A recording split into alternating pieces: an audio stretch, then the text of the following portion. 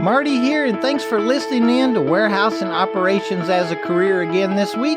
Let's see, I've only taken a few notes for today's show, but I'm sure we can put something together.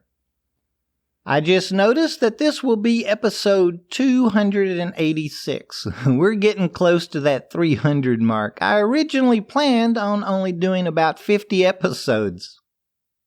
Okay, here's my notes. Oh, I do want to mention that last Thursday and Friday I had the opportunity to participate in a recruiter's retreat. I had a blast. I gave one of the 5 presentations that they set in on. I really enjoyed presenting, and they seemed to have a great time while in Dallas. Now, all 7 of the attendees are light industrial recruiters. They fill positions like warehouse general labor, sanitation, utility positions, as well as things like unloaders, loaders, order selectors, and order pickers, reach lift fork operators, the put away and replenishment forklift driver positions, cherry pickers. Let's see, what else did they mention? Oh, warehouse admins and clerks, receivers, and a few specialty positions like inventory control and recoup or return task. And I'm sure I'm missing a bunch of others, but that's what I can remember off the top of my head. I spoke for a couple of minutes on leadership with them. If you're a long-term listener, you'll know that I think every position that we accept as employees come with a spoonful of leadership responsibilities, even if that responsibility is just taking care of ourselves. One question that was brought up on the last day was the differences, and there are many differences in the job descriptions of order selectors, order pickers, and most of the forklift positions even. I can see how, from a recruiter or hiring agent's point of view, that could be very confusing. They had spoken about a few resumes that clearly stated a young man or woman had worked for a few years as an order selector, only to have their operations or warehouse management teams take a hard pass on that candidate. Now, I've never really thought about it. I think because I know why they passed.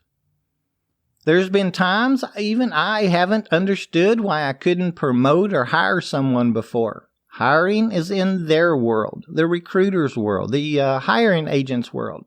They are the pros here.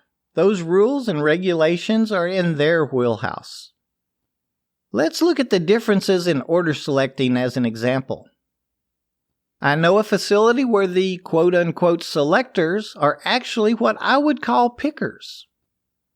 There's a conveyor system that runs the length of the aisle where 6 pickers are spread out up and down the aisle, picking their items off the racking, labeling each case, and placing them on the conveyor belt. Each case will be read by a scanner and kind of raked off of the conveyor belt by a robotic arm and directed to its load or door to be palletized, loaded, and delivered by the transportation department. Now, the only equipment these selectors use is a wrist-mounted computer, a finger trigger, and a belt-worn label printer. No pit equipment or powered industrial trucks like rider pallet jacks or forklifts are going to be used. Their company does call them order selectors, though. And technically, I guess they are. However, they possess a different skill set than, say, a broadline order selector using an electric rider pallet jack that could be pulling as many as 3 pallets and 160 or 180 cube of product. While we're talking about the triple pallet jack, let's talk about its productivity, or how large quantities of freight can be moved with such a piece of equipment and really moved quickly. Or not so quickly. We'll talk about that in a minute. The broadline food service order selector will receive a batch, meaning all the cases that he or she will be selecting for the customers within the truck driver's route.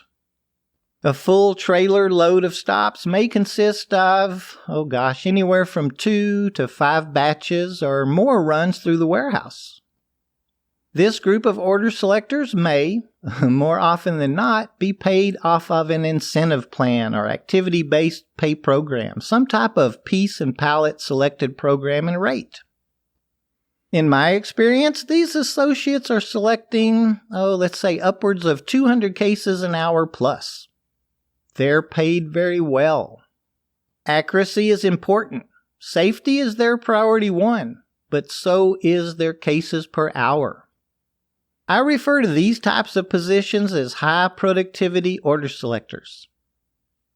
I know of another type of order selector using the same type of pallet jack, maybe even the same type of selection equipment. Something like a wrist mount scanner or a speak-to-text or speak-to-pick-and-print system. The most important thing at such a facility, next to safety of course, is accuracy. The batches are going to be smaller because the product is fragile. Glass bottles containing syrups and liquids, product like that. The selector can even be doing a little packing, protecting the product as he or she tracks through the aisles and, throughout the warehouse.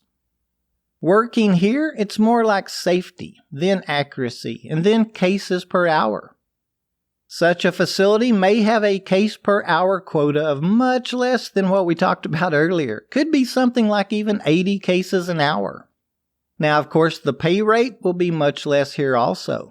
Probably an hourly rate. However, I feel these facilities are great learning opportunities for a person that can operate an electric rider jack safely and feels comfortable on one. After working in such a facility for, let's say a year, we'll now possess the skills needed to operate at a high productivity facility, and of course making much more money. Sticking with the electric rider pallet jack and order selector operations, I want to talk about the produce houses and specialty houses like meats and cheeses. We could again be using all the same equipment as above, and we'd find the productivity or cases per hour is going to fall somewhere between the two that we just talked about. In these worlds, we'll be responsible for checking quality, doing some packaging, maybe even sorting or repacking cases that have bad fruit or vegetables, that we can't use, and maybe leaking packages of meats or open containers of cheese in them. We'll be working with a case per hour of somewhere in that 90 cases per hour to 140 cases per hour zone. Now that we understand a little bit about what I think a selector is, let's talk about order pickers. Not like our first example, but truly order pickers. I've spoken about my days working at a meter company before. Now, it was a large work area where we'd pick up a pick sheet, which would tell us, what to select for each order or customer. Then I'd walk up and down tables and bins where I'd be grabbing very small products, things like O-rings and springs, tiny screws, small face plates that would go on meters, valves, things like that. Some parts would be so small I'd have to weigh them to know how many I was shipping.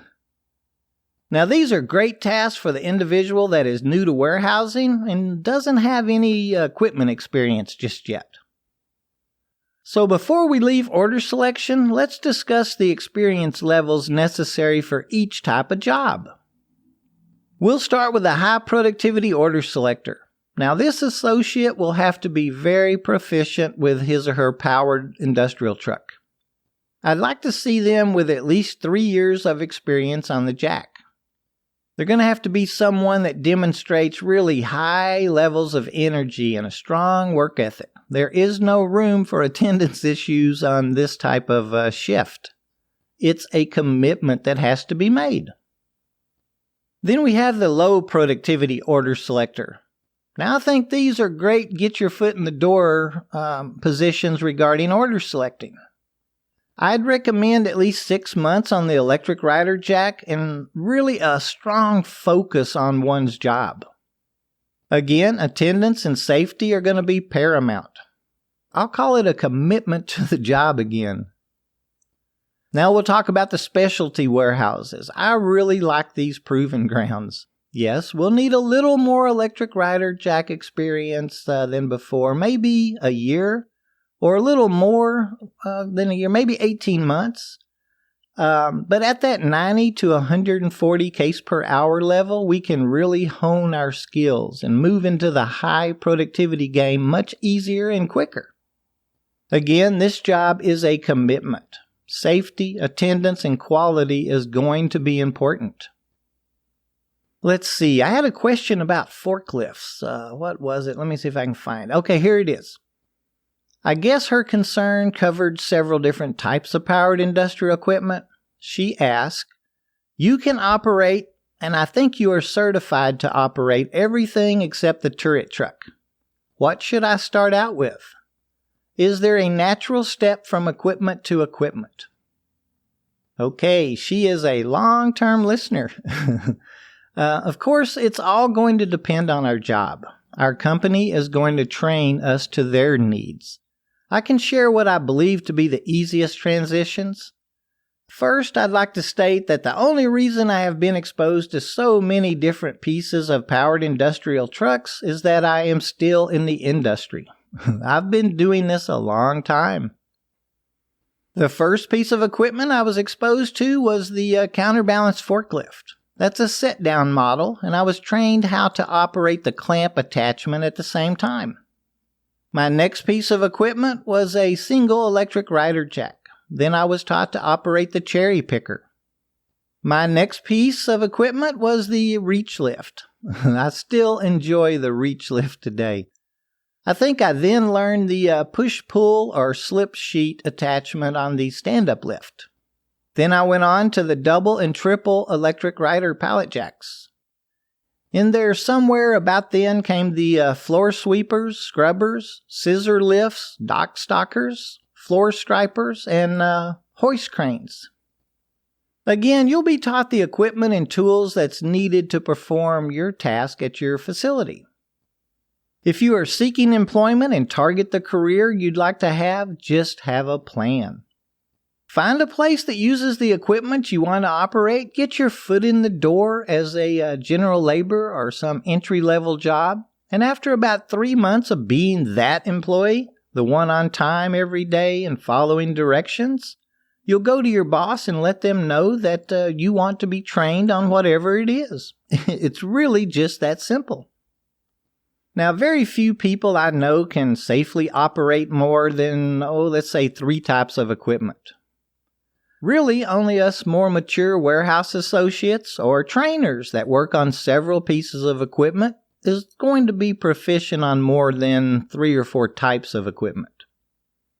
A few thoughts I have about equipment, though, would be something like, I think it's easier to go from a single rider jack to the double and triple. People that learn on the double and triple first seem to struggle going to the quicker and less stable single jack. Those little things have some torque. In my opinion, a stand-up forklift operator can transition to the reach lift easier than going from the reach to the standard stand-up. The outriggers are usually different. I see people struggle with getting closer to the racks without the reach features. And lastly, for me, it's easier to train the individual that has stand-up or reach experience to operate the set-down or counterbalance lift. Going the other way, I see those set-down operators struggle. I think it's the standing and maybe the positioning of the lift, how you have to look through the mask a whole lot more. Well, I got to get back to work myself now. I hope we explained something today that helps you out and brings you some value. Until next week, think, plan, encourage others to be safe in all that they do.